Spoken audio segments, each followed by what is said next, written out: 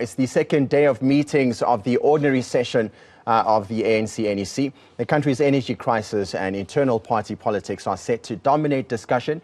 NEC members Khusientsu Ramokgopa and Mamoloko Kubai are expected to outline the party's economic intervention strategy and, of course, measures being put in place to address the crises.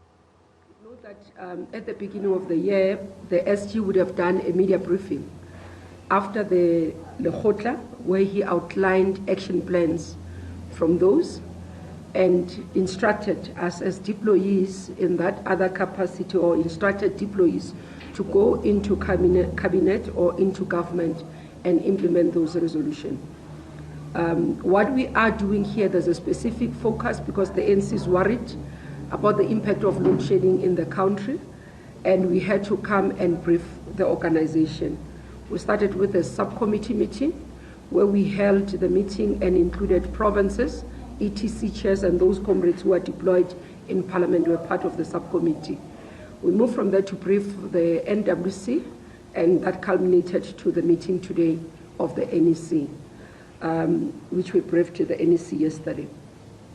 Part of what is worrying us as the ANC is the impact of load shedding, both in terms of social issues, security, but also most in terms of economic matters.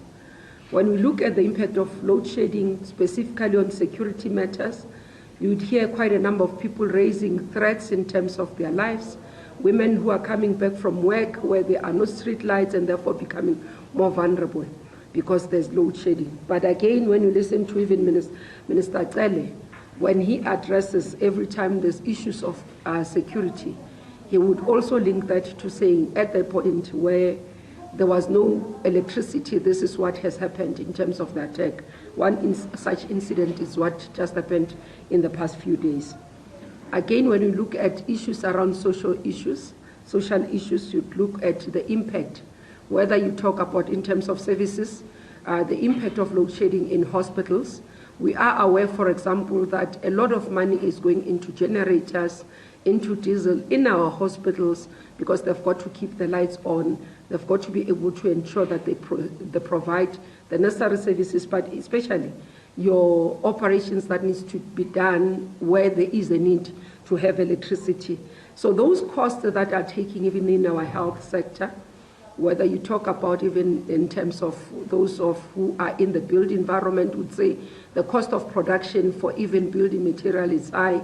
You go into education, the impact thereof for learners to be able to do their schoolwork. So the impact of electricity broadly, it does not only impact on the economy.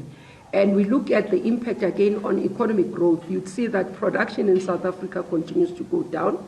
There's reported issues around the cost of doing business. We were higher, but because of electricity now, if you are running a business, you've got to be able to provide alternative energy.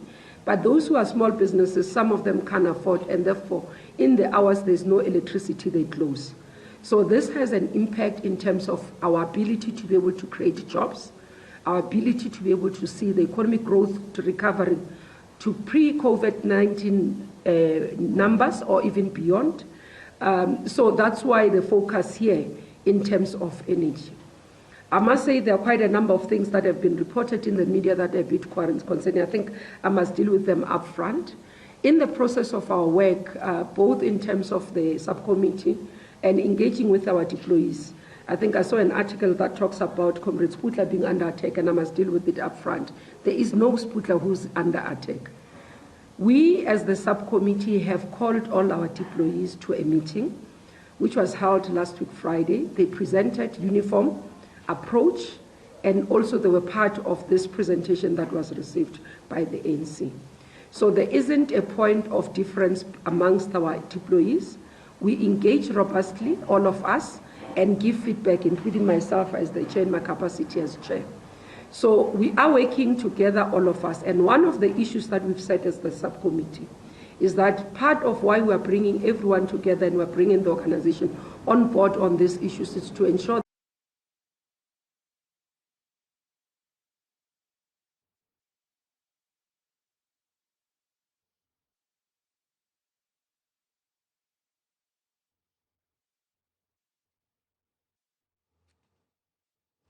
discussed up front, they will be able to take a position of the ANC into the work that they have to do. And I must say that despite us giving instruction to deployees, it does not mean that we're going to compromise governance protocols and good governance practices.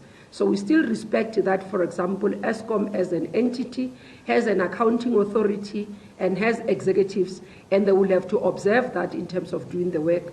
Also, again, understanding that ministers in cabinet have their own responsibility and activities that will still have to respond. But because we are responsible for mobilization of electoral vote, we are here in government on the basis, or everybody's in government on the basis of ANC winning election and promising voters a particular outcome.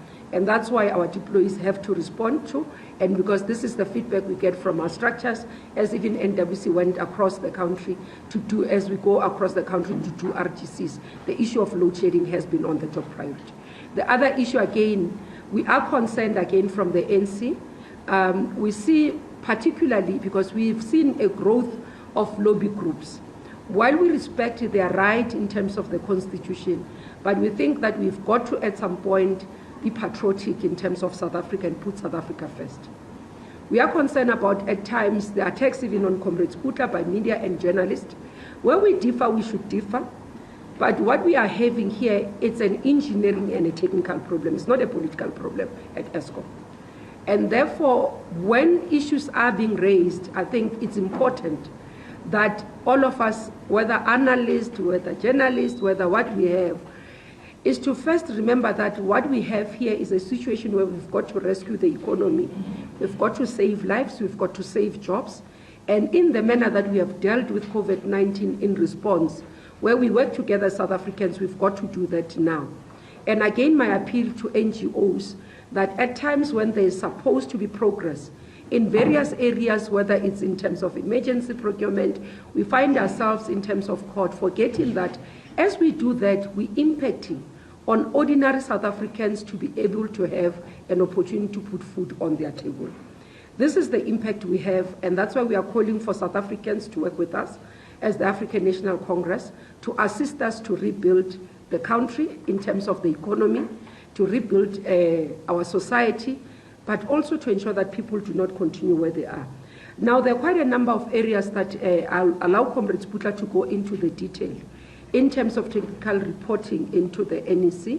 But I thought, let me just give this overview from ETC, that we continue to address the issues around energy security, maintenance of our plants, issues of capacity ESCOM, accountability of our deployees, and all the issues that needs to ensure that we get electricity. So the ANC says to its deployees today in this NEC that we've got to stop load shedding, and that's the mandate we get from conference. And today, that's why I'll give to Comrade Sputla to go into detail in terms of the presentation that has been taken into the ANC, the areas of intervention.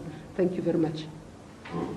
No, thank you very much, Comrade Mamoloko, and good morning. Thanks for extending this opportunity for us to share with you the deliberations in the NEC. As Comrade Mamoloko has indicated, the NEC sees this as an economic emergency that requires extraordinary measures for us to be able to address the challenges of load shedding.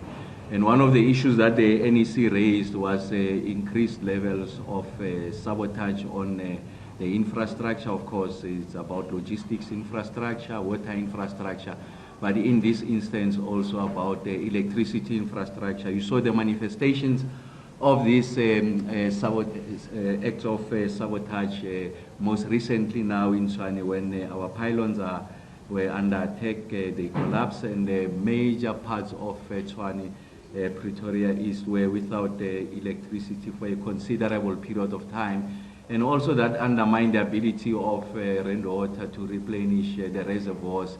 And that's why a lot of areas in Tshwane, Waterkloof, parts of Tshwane East didn't have electricity for a period of time. So the NEC has instructed that the deployees should accelerate our efforts to address the issues of sabotage from an electricity point of view. What we're doing is that we've got I think it's work stream number 6 that is focusing on acts of sabotage, corruption, and malfeasance in the area of energy generation.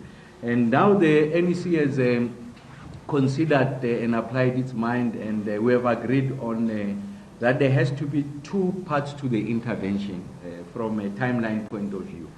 The first one is the one that is immediate, what we call the winter interventions. Because why is winter receiving a special attention? It's because we know that the demand is going to far outstrip supply. It's going to increase exponentially, and the gap between generation or supply and demand is going to grow, and therefore we need to employ extraordinary measures to close the gap so that we don't put additional pressure on the South African economy. And that's the period that what we call the timelines 0 to 6 months. So 0 means these are the actions that have to be taken up immediately, and then the next timeline is 6 to 18 months. So the point I need to make is that there are interventions that are residing within the first package of timelines that are going to go beyond the 6 months, so they are enduring. So these are not once-off interventions, but they require an accelerated effort. So with regards to 0 to 6 months, so what is it that must be done immediately to relieve the stages of load shedding, the intensity that is, so that the economy can continue to, if you like, sustain itself? Of course, you are not going to avoid the load shedding, at least in this period, even with these interventions that we are making, but we want to ensure that the levels of load shedding still make it possible for major industries to operate, for families and households to meet, if you like, their daily requirements. Like I said, for business also to meet their financial, their commercial objectives, for key installations to continue to operate so that there is no collapse to the South African economy. So essentially we are proposing 4 interventions. So the first one is that we need to run the peaking plants, if you like, the open cycle gas turbines. We know that the total capacity there is about 5,300 megawatts or so. And the key intervention is around the availability of the feedstock, or if you like, the diesel, to make it possible for us to be able to address this matter. So what we know about the diesel situation is that in the 18% tariff increase that NERSA has granted to Eskom, the Eskom is building 8 billion rands to procure diesel. And then we know that in terms of the fiscal relief that the Minister of Finance has provided to Eskom, there's an additional 22 billion rands that the Eskom has made available for the procurement of diesel. So the point we're making there is that we have, as I speak to you, confirmed about 30 billion rands that is available for diesel procurement. And then the second part in relation to OCGT, the open cycle gas turbines, and the issue around diesel was that government should consider to buy directly from suppliers, because what that does is it gives us an opportunity to stretch the 30 billion rands, so that whatever savings we are making, you are making from cutting out the middlemen, or if you like, some of these measures that are providing Eskom with diesel, that saving can help us to essentially procure additional diesel, so we are able to stretch the rand. And then the other third area in relation to the OCGT is that we need to address the logistics issues at Ankerleg, because the diesel that is provided at that power station comes by road. It's road-based, whilst other peaking plants is by it's piped, and therefore the logistics there is that you can, as I speak to you now, just have 100 trucks a day bringing in that diesel. But it's a technical issue. The point I'm making is that the NEC has had a overall an in-depth technical discussion of what it takes. So that's on the first intervention, is to ensure that we are able to exploit the capacity that exists in our open cycle gas turbines. If you look at the period, I think it's 2013, 2014 to 2017, this OCGTs, the open cycle gas turbines, were on load. On load meaning they were producing electricity at about 21% of the time. And now as I speak to you, they are producing at about 11.5% of the time. So essentially we are calling on the doubling of the exploitation of the OCGT. Then the second intervention, so that's the first intervention. The second intervention is our continued effort to improve the energy availability factor, essentially the efficiency of the power station. So what ESCOM does, it has also what we call planned capability loss factor. Essentially on their own, voluntarily, they take units out to fix them, return them better health, and were able to exploit as much as possible the installed capacity or the design capacity of those units. So what ESCOM has been doing in preparation for winter, they had ramped up the planned capability loss factor, and part of the stage 6 load shedding earlier on in April had to do with the fact that there was, if you like, ESCOM was very aggressive in taking out these units so that we get to prepare for winter.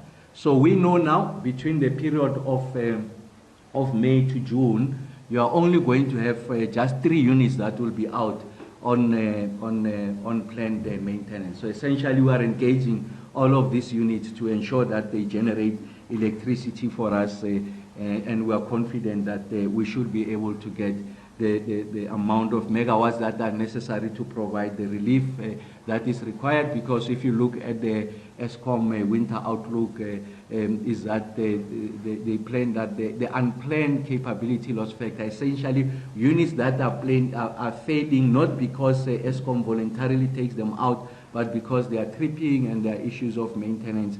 We need to keep that down to about 15,000 megawatts. But we can see that the trend line suggests that it can go up to 18,000 megawatts. So in order to undermine, if you like, the adverse effects of more units failing, I think ESCOM will reduce the rate at which they're taking out units. Like I said, 3 units are planned to go out. And then as part of the work that we are doing, working with the private sector, we have identified also priority stations that requires additional technical assistance to work with the general managers there.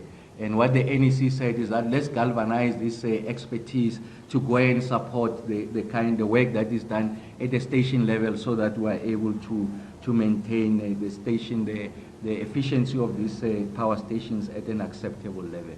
And then the third area of intervention is around demand side interventions. So demand side, so remember, to resolve this problem, you either ramp up generation, and that's why I talked about the open cycle gas turbine. I spoke about the issues around the energy availability factor, that limiting the planned maintenance, and that means that we are ramping up generation. And then the other option is to also ensure that you reduce demand. And our view, in the view of the NEC, is that we must do both, ramp up generation and reduce demand. So on the demand side, we know that in 2010, ESCOM ran a very successful campaign. Out of that campaign, they were able to save about 3,000 megawatts, essentially 3 stages of load shedding. So we're going back to that aggressive campaigning. But this time around, we've got the advantage of technology having being advanced. There are load limiters. We can be able to install equipment telemetrics to ensure that we're able to remotely disconnect, if you like, these appliances that are consuming a lot of energy, in particular the geysers. So we know that the households consume close to 16% of installed capacity. At peak, they can consume up to 35,000%, and we know that the total number of geysers in the country conservatively is about 8 million. So therein lies the opportunity. So we're going to be very aggressive and ensure that we support the efforts for the installation of these telemetrics, if you like, innovations to help us to address the issues of demand side, in addition to a rolling a public campaign to encourage households. And then the fourth intervention is around protecting what we call key and strategic installations. So I'm talking about hospitals, I'm talking about data centers, you can mention them. So those are and national key points. So going to come to introduce, if you like, emergency solutions to ensure that there's uninterrupted supply of energy in those spaces. We know that part of what is before the courts or in the public discourse is that please isolate these areas, essentially exempt them from load shedding. But from a technical point of view, it's not possible to isolate or exempt some of these strategic installations. And therefore, what NEC says that in addition to the 3 above measures, make sure that you are able to address this area. So, as a result of this intervention, we think that conservatively, we can have either add or save, if you like, in total, we'll have about 4,500 megawatts, so it's possible during this period of 0 to 6 months. Remember, this intervention on improving the EAF, they go beyond the 18 months. The period of, we're not going to install 8 million of these gadgets in the next 6 months. So we're going to continue to be aggressive as part of our efforts to ensure that we address the energy security in the country. So that's the first package of intervention. Then the second package of interventions is what is possible 6 to 18 months. So what we know about the period 6 to 18 months. So first is that the Kusile Unit 1, 2, 3 that had failed as a result of the flue gas desulfurization challenges that led to the structural integrity of the chimney at Kusile, we removed about 2,100 megawatts. So we know that in terms of our timelines, that 3 of these units are going to come on stream. They are going to come on stream late this year. The last of the 3 units is going to come on stream by the 24th of December. The first one will come in November. So we know now that by Christmas Eve, we'll have an additional 2,100 megawatts from Kusile. And then there's an additional unit that was not fired, essentially is going to be commissioned, and this unit will come in February of next year. So that's another 700 megawatts of that will be installed at Kusile.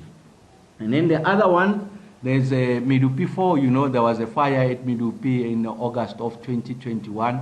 It took out 800 megawatts. In terms of the plan, the schedule was that it's going to come back in May of 2025.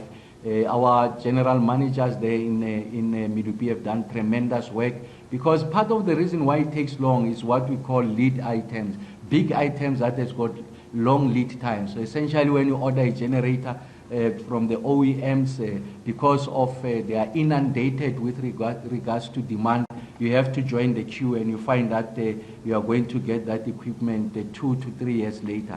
So what the team has been doing at Medupi, they've been just, if you like, assessing what is available throughout the world, and we're able to find a generator second-hand in Netherlands. It's about 15 years of age. So you can ask, are you buying a generator that is 15 years of age? Yes, we are doing that, because the design life of this equipment is about 50 to 60 years. So there's still a good 35 to 45 years of life left in there. And as a result of that, we're able to bring back this unit in April of 2024. And then, so that's Kusile, the 2,100 megawatts by December, another 700 megawatts by February, so you have 2,800 megawatts. And then that's Medupi Unit 4. By April 2024, you have got 800 megawatts, so there's 3,600 megawatts there. And then I did say that we'll continue to work on the improvement of the EAF in terms of the ESCOM board-approved strategy. By 2024, the energy availability factor should be at 65%. If now you are to factor in the fact that we lost 3 units at Kusile and that the Medupi Unit 4 is not available, if these 3 units at Kusile did not suffer the catastrophic failure, the plan of ESCOM board-approved the board-approved ESCOM strategy of 60% EAF by 2023 would have been achieved. But we are confident we are going to achieve that 65% energy availability factor. And then the fourth area is the issue around The NEC says, look, we are faced with a crisis. So as we speak now, as we are having this press conference, a lot of communities, business are not operating because we are under a load shedding. Of course, there's a bit of relief now. We're at stage 3, and it's because of reduced demand and some of the units that have come back. But we know that the winter outlook looks bad. So we're saying in the midst of this crisis, it is important that we continue to sweat the assets that we have. And these are the units that are generating, that are giving us the megawatts, and that there should be a delayed decommissioning of these plants. And as we do that, that should not be undermining our ability for the decarbonization agenda. We are not retreating from the nationally determined contributions. We are not moving away from the net zero path. We are committed to that and the JETP program. So that's an important part that must be emphasized, that in the context of those timelines, what we are simply doing is that we need to ensure that the lights are on as we commit, still committing ourselves to that decarbonization agenda, the JETP program.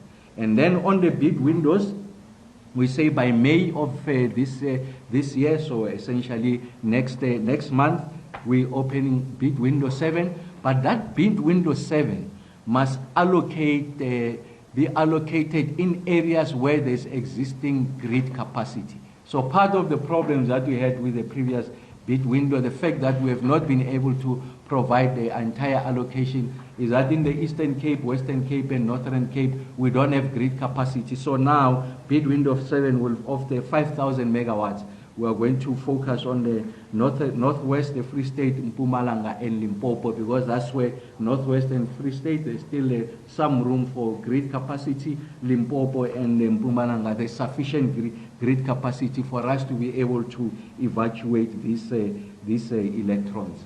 Again in May, so although I'm saying these projects, the bid windows are opening in May, but you'll not see the electricity in May because there's financial close and then you get to construction. And that's the reason that we are saying that they must be located in areas where there's grid capacity. And that's why we're talking these things are possible to get the electrons and evacuate them. That is for the economy to get the benefit of additional generation will happen in that period of 18 months. So the point we are making is that as we are addressing the immediate crisis, we must be able to have foresight to resolve the issues of energy security going into the future. Again, in May, I'm going to go out for 1,200 megawatts of battery storage. Why is that important? Is that as we roll out PV, for it to best approximate the base load, it must be paired with some storage capacity, so that during the night and the morning peaks, when you don't have the sunlight, you draw that energy from your storage. So we'll do 1,200 of battery and 3,000 megawatts of gas. And then the other thing that we are going to do, the NEC is agreed, we are going to open a mega window, or if you like, a rolling bid window for renewables. So here we're talking 15,000 megawatts and going upwards. Why is that important? It's important to communicate the message that South Africa is convinced and the NEC is convinced that renewable energy is the future. So our commitment to the nationally determined contributions, the issues around the JETP, the issues around the net zero path, we are reconfirming that stance. And that's why we're opening up this bid window. And parallel to that, the NEC said you must ensure that we start with agency to address the issues of grid capacity, its integrity and capacity, so that as and when these electrons come on stream, we're able to evacuate them. Again, 6 to 18 months, what we'll be doing is to ensure that we procure emergency power. So the NEC was deliberating. You say it's emergency, it means that it's a definite time period, and that time period, in the view of the NEC, it can be more than 5 years. Why is that 5 years? It's because the time it takes for us to be able to get this additional capacity of renewables, address some of the issues with regards to grid capacity. We project it could take us that amount of time. And then as I speak to you, ESCOM is in negotiations with additional capacity from Mozambique, about 1,000 megawatts, and we think that once the power purchase agreement is signed, we should be able to have it on the grid in the next 6 months. We do have a grid capacity that comes from Mozambique. That should not be a problem. So in total, we are envisaged that as a minimum in the next 6 to 18 months, there's 12,000 megawatts, that the additional megawatts that can be generated to ensure that we don't just address the immediate shortage, but we are able to respond to the ability of the South African economy to grow and address its sovereign ambitions of growing the economy, creating jobs and industrializing.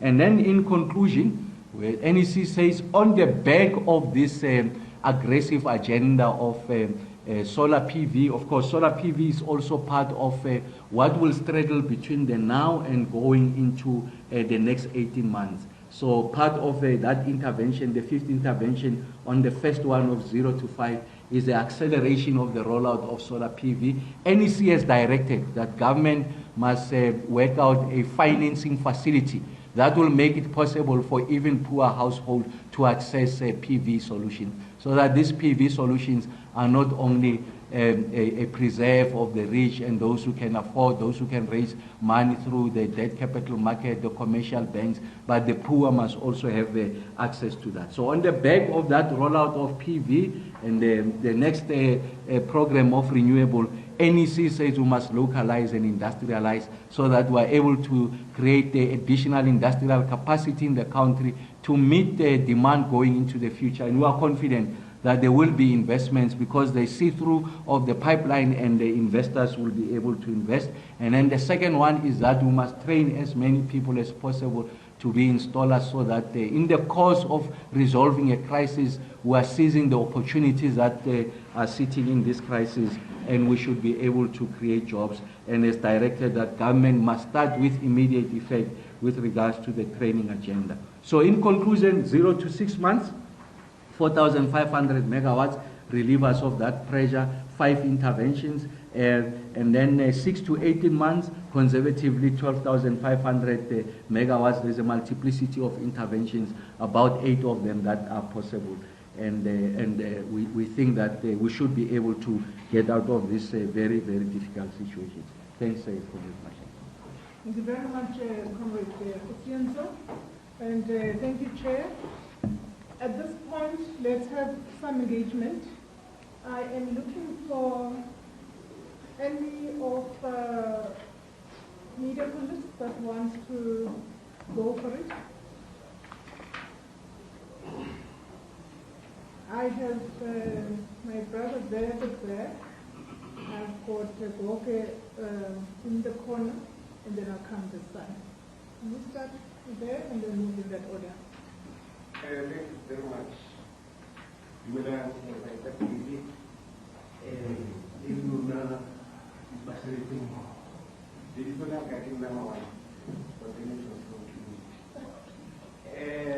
also, you say there are no attacks on the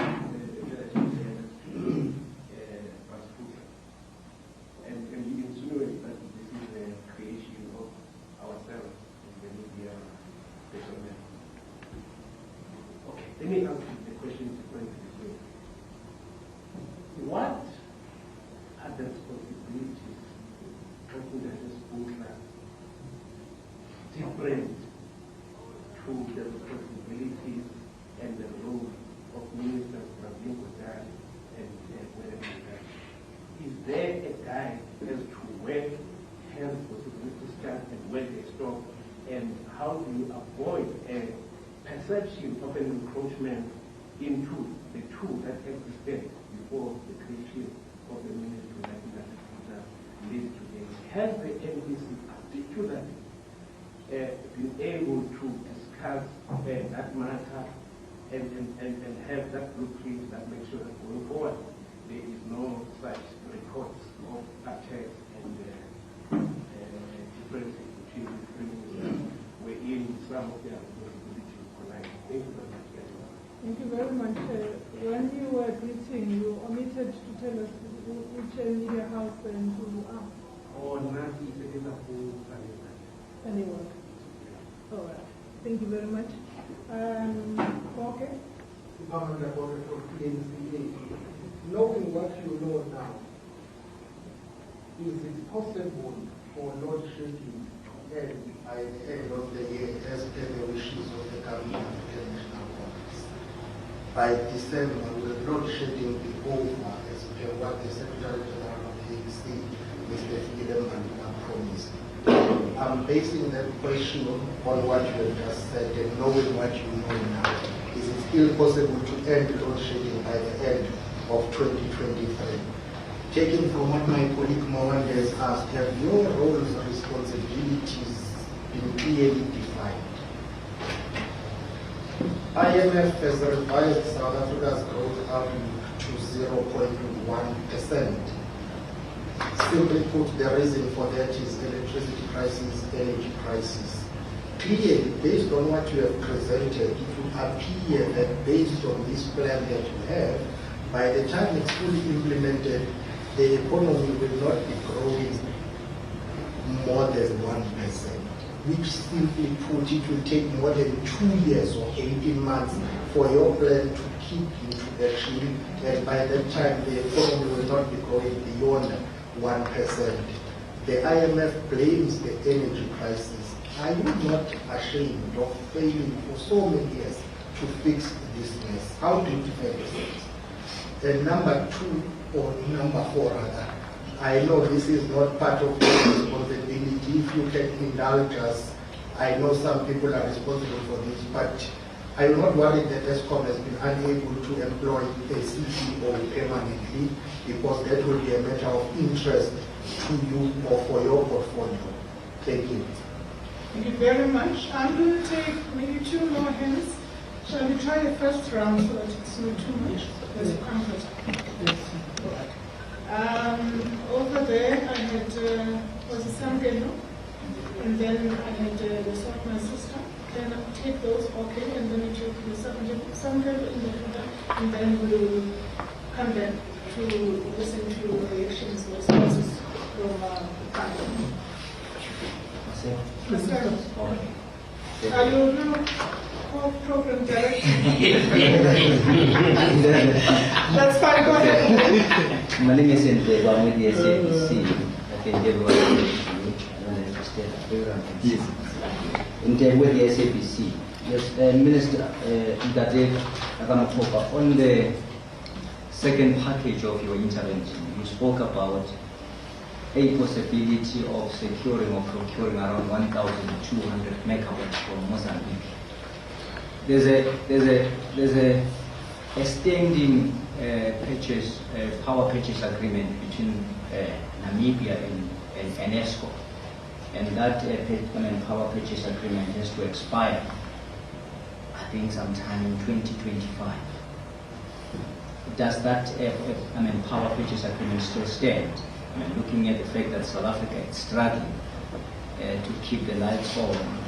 I know that the president of Namibia was here. The interesting thing is that their people will be having electricity while South Africans don't have, but they're getting electricity from South Africa. Is that still stand? And maybe secondly, there's a problem of energy capacity in South Africa. But are you looking at what cost or what causes this problem? Looking at the mushrooming of informal settlements who, one way or the other, need electricity from the national grid. Are you just focusing on coming up with power generation, but you won't look at the generation that is lost because people are either stealing it or people are connecting illegally? What are you doing? Cover. Thank you. Cover. You are covered. Yes.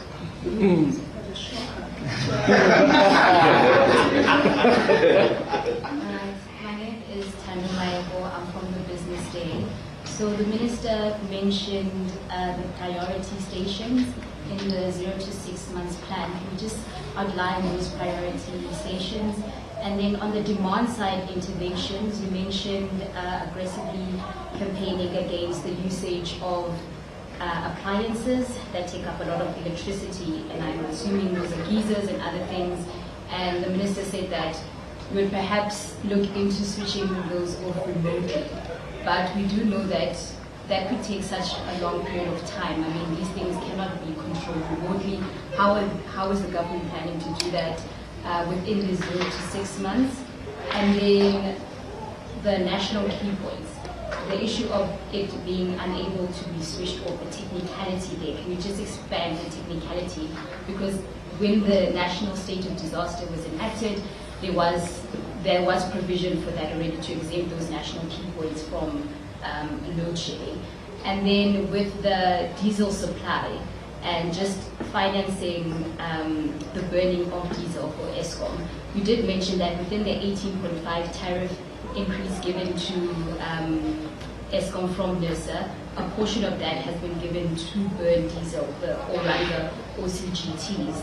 But when NERSA gave Eskom the tariff increase, it also gave them a rebuke that running these things is because of a lack of efficiency of the coal-fired plants, and additionally the 18.5 is only for the 2023-2024 year. So that amount given within that 18.5 is only supposed to last 1 year. So how is government just planning to work around those conditionalities given by NERSA to Eskom? Thank you, Tando. Over to you, Chair. No, thank you very much. I think let me start with the first issue by Mawande. How do we, I think I agree. Now it's perception that because there would be differences and because, and that's why people would assume there's a fight. So at least we get to that point, that it's an assumption that there's a fight. There isn't a fight. And the issue of roles and responsibilities are delegated by the president. From a policy point of view as the ANC, we are saying we want to see end of load shedding. But I understand that the president will be doing some of the proclamation. You know how the government separates the powers in terms of departments and all those. They're done in terms of proclamations. And maybe that could have been the gap that has led to perception of perhaps fights. But what has been happening is that Comrade Sputla has been working with both Comrade Mandashe and Comrade PG Pravin in ensuring that there's synchrony in terms of work, because as much as he's been appointed now, there's still a legal process to be followed to be able to allocate those responsibilities to him. So currently there is a transitional method and process to manage, because we can't wait until it's done. That's why he's been given the responsibility to work and do the work that he's doing. And that's why in terms of even the briefing to the NEC, it's him who's leading, because he's been appointed to do that work from the point where we are sitting at subcommittee. So at no point there's a difference in understanding between the responsibilities of the comrades. How do we avoid going forward potential conflict is that the separation of the proclamation by the president in terms of allocation of responsibilities for the remainder of this term will be critical. Remember, the resolution from the conference is that we've got to be able to take the departments to the line department. That resolution stands, and the commitment is that it's going to be implemented in the new administration, so that there isn't a destabilization of what is happening currently. On the issue of, I think Sputla will deal with the others, but maybe let me just deal with the issue of the revise of the economic growth percentage as per month. There are multiple factors that are affecting us, both in terms of global environment. The Russia-Ukraine war continues to affect the global economic growth projections. It's not only South Africa. Yes, we have load shedding, but when you look at globally, almost there is even a fear of potential recession globally. So the impact of growth and the revision of growth targets are not only in South Africa, but globally. So all the countries are now revision. The discussion that what is happening, the de-dollarization proposed by China has an impact on economic growth. So there's quite multiple factors that impact in terms of growth projections and also what is happening. We, yes, have an added problem, which is electricity. compared to others. Others will have other things. Yes, Europe experienced the difficulties when, as well in terms of growth, in terms of what we call energy supply, when they got shut out of Russia supply of gas. And part of the issue that we've got to understand, we're not the only one, where when we are faced with a crisis, we say, let's take a step back, let's wait, see if we can alter certain plans that we have just to get to responding to the crisis and going. And I make Europe as an example.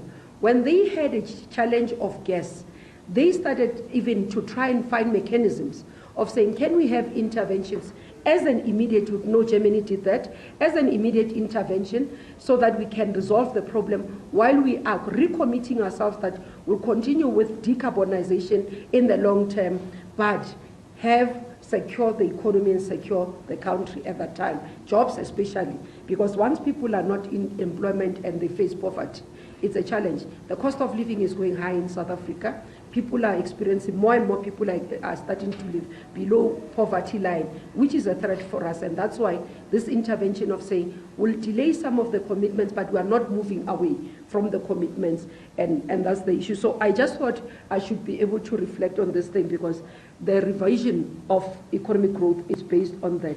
I think Comrade Sputla will deal with other things. Let me deal with the issue around, because when you look at demand side, and I think the two latter speakers, Ndebo and, is it Ndebo and Tando spoke to. When you look at the issues around demand side, it's not a one area.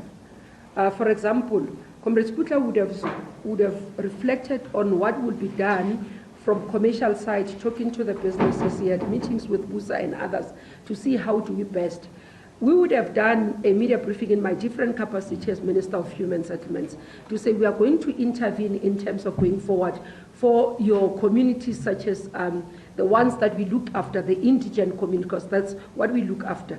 In terms of creating some, what we call microgrids, either microgrids, solar panels on the rooftops, as we build your RDPs, moving them from what you call the grid connection. These are people ordinarily that don't pay most of the time. And when we addressed, we said, we are paying attention to them because they also have an implication of being a burden to the municipalities. This is what they tell us, because a person that we give an RDP to, for example, as government, is not a person that is able to pay, buy electricity. It's unfair to expect them. It's somebody who earns a grant that we give them the RDP now to still expect that they must buy electricity. And that's why we put them on indigent registers in the communities. So what we have done is that let's put alternative mechanisms such as off-grid solutions to be able to support them. And that is part of the plan of intervention around that. Yes, in terms of around issue of informal settlement, illegal connection, it's something that has to work together. That's why we talk about social compacting as government. Because there is no way that you're going to deal with it alone. You need the communities to come on board and understand the impact of that so that we can work together. Obviously dealing with informal settlements by government to make sure that people are staying in a proper environment will assist the work that is being done by ESCOM. So it's not only ESCOM that has to sort out the problem of demand side, especially on the areas where you talk about Tando, of illegal connections and everything. It takes a lot of departments who have the responsibility in those areas to be able to respond. One is such is the one that I'm leading in my capacity as minister. So it's those things that we've got to be able to look into and try and respond to. Yeah, I think, Sputla, you can respond to the other issues. Yes. No, thank you very much, Comrade Chair. Goge, I would want to sit here and say to the country that load shedding will end tomorrow. Unfortunately, it's not possible. And it's also not technically possible for us to end load shedding by the end of the calendar year 2023. So, and that's why we are at pains to illustrate the kind of steps that we are taking. If you like, the winter period now and the next 6 months, and the 6 months going into 18 months. So the long and short of it is that no, load shedding will still be with us even by the end of this calendar year. but we'll do everything possible to ensure that its intensity is not as severe, so that we get the South African economy going. And yes, you are right. I mean, we have accepted that we are here because of the choices that we have made previously. And our intention is that we must be transfixed on resolving this problem. And that's why the NEC says we must be the principal authors and executors of this plan to ensure that we take the South African people out of darkness. We are able to resolve load shedding. And yes, we would have wanted to resolve it much earlier. Some of the planning has not been something to write home about. But we are here and we take full responsibility, and that's why we also take full responsibility in the resolution of this problem. And we are not about to divert that responsibility of being in this situation, and also the responsibility of getting us out of this situation. And it's the point that the NEC is making, is that the ANC must be at the forefront of an ANC-led government of resolving this problem. And yes, you are right. I think leadership is important in the resolution of any crisis, and I think it will be helpful that at the level of ESCOM, the accounting executive, the accounting authority, which is the CEO, should be appointed ASAP. And of course, Comrade PG is on the part of the shareholder, is the one who's at the forefront, closer to that conversation. But from our discussion, is that the sooner we're able to confirm the CEO, the better. I think some semblance of stability at the highest level. I mean, that's the face of ESCOM. I think it's important that we're able to address that the appointment of the CEO. But as I say that, there's a collective effort, the competent men and women at ESCOM from the level of the board. I mean, these are people who have established themselves as entrepreneurs, come with exceptionally well-recommended, impeccable credentials, and they've decided that they are going to contribute their effort, skills, and time at the level of the board to help us to shape, if you like, a comprehensive strategy on how we must respond to the load shedding question as the accounting authority. And we are very grateful for the work of the board, our association with them, and also the acting CEO. I mean, Caleb has really raised his hand, of course, as CFO, but they said, I'll take this responsibility for the period that you are still looking for this, for the CEO. And I think it's a collective of the leadership at Megawatt Park, and also the men and women who are running these stations. I mean, literally, they work 7 days a week. Units go off. They are at work even over the weekend to ensure that we return these units. And if you ask me, the impression I got when I visited all of these coal-fired power stations is that these are people who are just focused on the resolution of this problem. On the Mozambique one, the number I used was 1,000 megawatts. Yes, so and I did say that on conclusion of a PPA, so we've got grid connection to Mozambique, will not have issues of grid capacity. Perhaps it could be the line that connects from the source to the grid. It shouldn't be a major problem. And then on the issue of PPAs with Namibia, I think the view is that we honor our obligations. I think South Africa is a credible player in international relations, conventions, and also commitment that we have with other sovereign jurisdictions. We have not reached a stage where we say we're going to enforce force majeure. And I think it's a conversation that will happen, of course, at the level of DERCO, but we are not there. We are of the opinion that we think we have everything in our arsenal to respond to this question, and I just shared with you what the NEC has agreed to. Comrade Nkemsane has addressed the issues of informal settlements, that's what you call unaccounted for losses. She's dealing with that. But also, if you look at the ESCOM debt relief package to municipalities, it's got its conditions. Part of the conditions is that you must pay your current account, make sure that everyone pays, and address issues of illegal connection. So action has been taken in that regards to address those questions. Yes, Tando, on the priority power stations, first is the rationale of priority. So first you look at those power stations that have got the highest installed capacity. Of course, I did say that Kusile and Medupi are receiving a different attention. Medupi is Unit 4. I did explain to you that we are going to truncate the period of returning that Unit 4 from May of 2025 to April of next year because of us having found a generator that meets the spec that is stranded somewhere in the Netherlands, and we should be able to fire that unit. And I did explain on Kusile that we are working on those 3 units to ensure that the timeline is to return them by December of this year, so they have an additional 2,100 megawatts. So outside those, how we determine the priority, first, like I said, is installed capacity. So if you like, is what I call these stations are the backbone of ESCOM.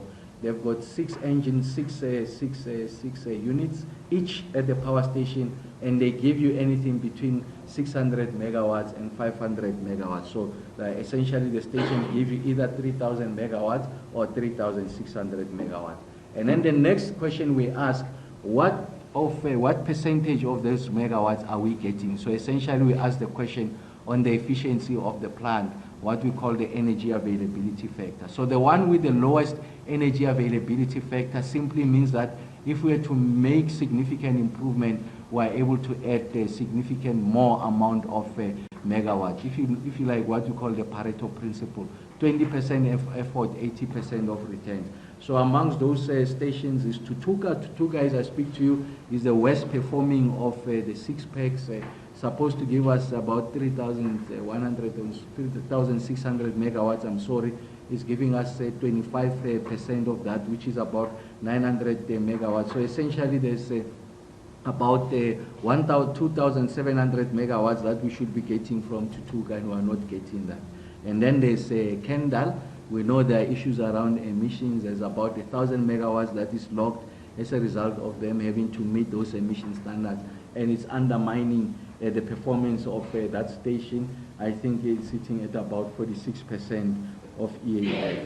And then you have Majuba is one of those stations. Of course, is giving us 47% of EAF. And then we have Duva there.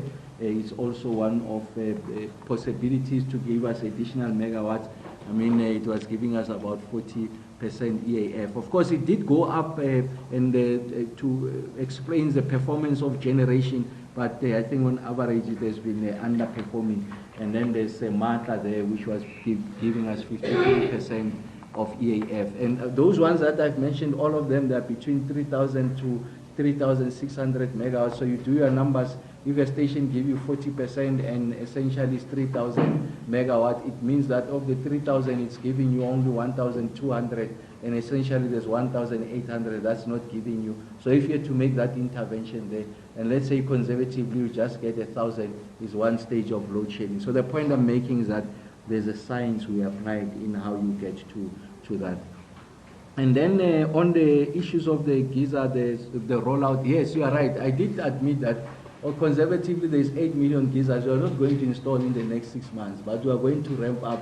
You are going to see those results. And yes, the technology is such that we are able to, once we install, we can control it remotely. It doesn't need some additional reconfiguration. So that's the beauty of the technology that we have now. And then on the issues of exemptions, if you had to look at, for an example, the hospitals will say, I need an exemption. A lot of the hospitals, they are in you have built up areas. So you'll find Bara is in the middle of Soweto. You mentioned them, even the private hospitals. And those are areas generally of concentrated consumption. And when the stages of load shedding, the system operator has to get those megawatts from somewhere. You are not going to get 300 megawatts from my village in Haramkop. You are going to get it in the areas of concentrated usage. And that's why the system operator says, I have to load shed these areas. And because those installations are not isolated from the grid, they are also a casualty of that load shedding. So what this plan says, 0 to 6 months, it says that even if they were to be load shed, we have, if you like, an additional solution of uninterrupted supply. So the point we're making is that don't prescribe how it should receive the energy. All that we want NEC is that these installations must have a consistent supply. And then that supply, how you achieve that, it could be in instances where you are able to exempt them, you will exempt them. But we accept that in many instances you are not able to exempt them, then provide that alternative solution. And then on the issues of ramping up OCGT, the open cycle gas type, you are absolutely correct. 0 to 6 months, once we recover, so you'll see the megawatts we have been churning out. It's such that when you get to the next financial year, we don't think you'll be running these OCGTs at this level. You would have recovered enough megawatts. So why are we doing it now? We want breathing space, and we don't have that breathing space. As I speak to you, you have seen untold levels of stage 6 load shedding consistent. The relief is only now because those issues of the demand side. But yes, I'm sure where I am, I mean, in the next few days, it will be coming back stage 6. And then that's why we need to ramp up so that we continue to bring down those stages of load shedding so that there's some degree of relief. But the point I'm making, I think we do understand that the NEC makes a point. We do understand the anger. We do understand the fact that the economy is on its knees. We do understand the frustration. And it's important that we act with speed and aggression in resolving these questions and remaining within the parameters of the law. And that's why the NEC says you must be crisp. You must be clear on what are these interventions. Of course, it's the second day of meetings of the ordinary session of the ANC NEC. Those are live visuals that we're bringing to you there. The country's energy crisis and internal party politics are set to dominate discussion. NEC members Kgosientsho Ramokgopa and Mamoloko Kubai are expected to outline the party's economic intervention strategy and measures being put in place